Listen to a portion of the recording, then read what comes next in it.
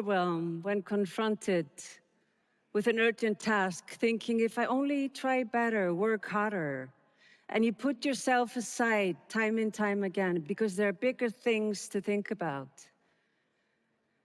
When I started working for the United Nations just after the war in Kosovo, it felt like walking into an open wound, and I was determined to give it all I had, knowing that the people who had suffered war were my priority, while my own well-being was not.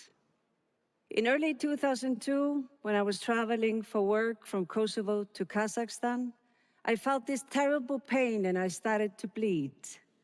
I didn't think much of it. I just took painkillers and continued with work. It was only years later that I realized I'd had a miscarriage. And instead of this being a wake-up call, I had just kept plowing on, deepening my disconnection with my body and my emotions. Soon after, I was in the unique position of having a guaranteed job at the UN for life, which had been a dream of mine. But at the UN in Geneva, the heavy bureaucracy and hierarchy felt all-consuming.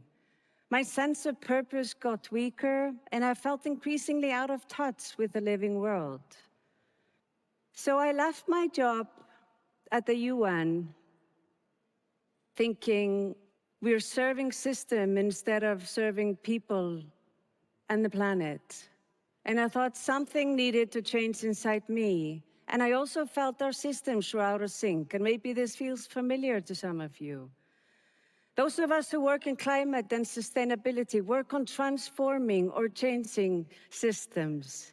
But systems don't change themselves, right? It's people like you and me that together change systems.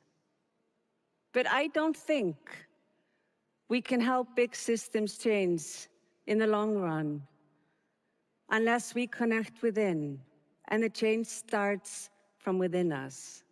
And lucky for us, there's this beautiful Icelandic concept that can help us do that. My soul searching brought me to intuition, which in Icelandic is called insight. And in the company of some amazing colleagues, I've been able to practice, research, and interview scientists, spiritual leaders, and artists from around the world. And I've discovered that we all have intuition, and it's up to us to tune into it, which can be quite a challenge in today's world. Intuition is fundamental to our intelligence, and I don't think we give it the attention that it deserves. Unconsciously, we process a massive amount of information, sensory data that our body picks up, including the brain. While this is unconscious, it still shapes our actions.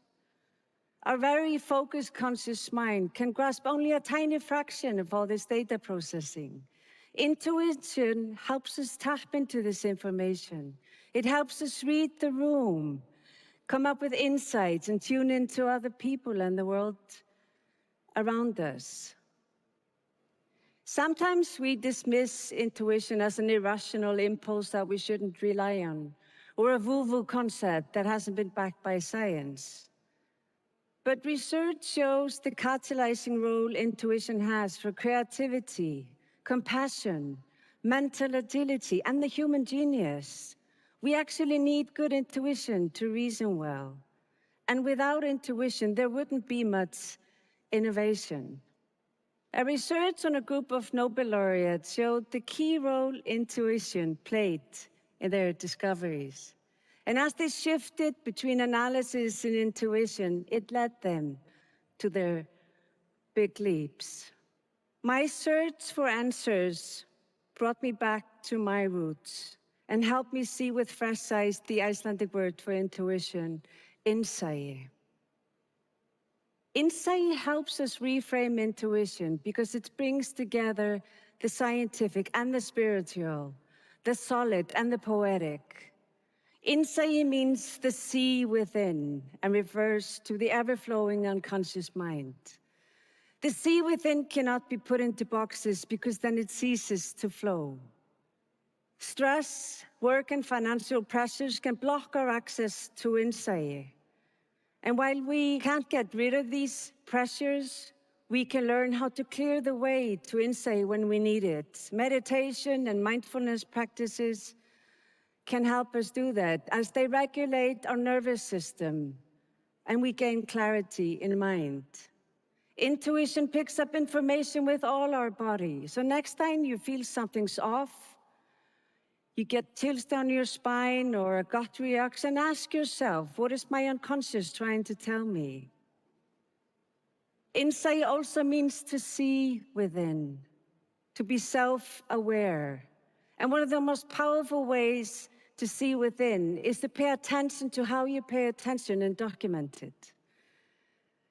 Attention journaling helps you witness how insight plays a role in your life and how best to harness it. And lastly, insight means to see from the inside out and has to do with how we navigate the ocean of life from within with a strong inner compass. Aligning with insight is the work only you can do. And allowing insight to flow sometimes involves finding the balance between being and doing. And for many of us, it actually takes discipline to simply be and allow the world to come to us. One of the most powerful ways I've seen insight have an impact in the world is through the work of my dear friend, the ocean explorer, Henrik Sala. When we first met, he was introduced to me as the man who had left academia in order to spend most of his time in the ocean to help save it. I was intrigued, and I have since then interviewed him both for our film and my book about the role insight has played in his pioneering work. Henrik's childhood dream was to become a marine biologist, and after having spent 7 years as a university professor, Henrik felt as if he was writing the obituary of the ocean instead of providing a cure.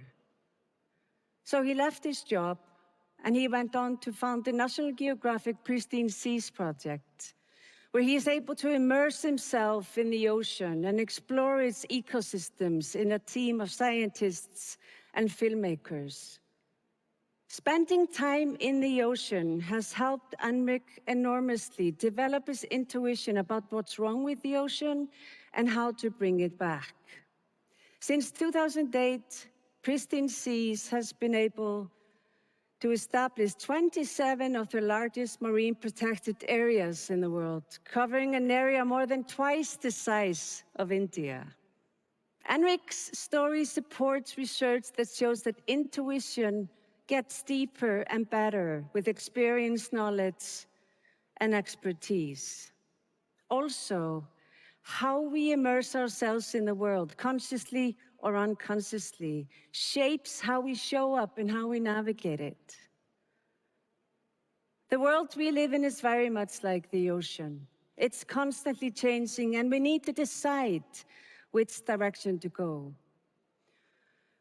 We're now midway into the decisive decade for climate change. We're taking stock, renewing our understanding and agency.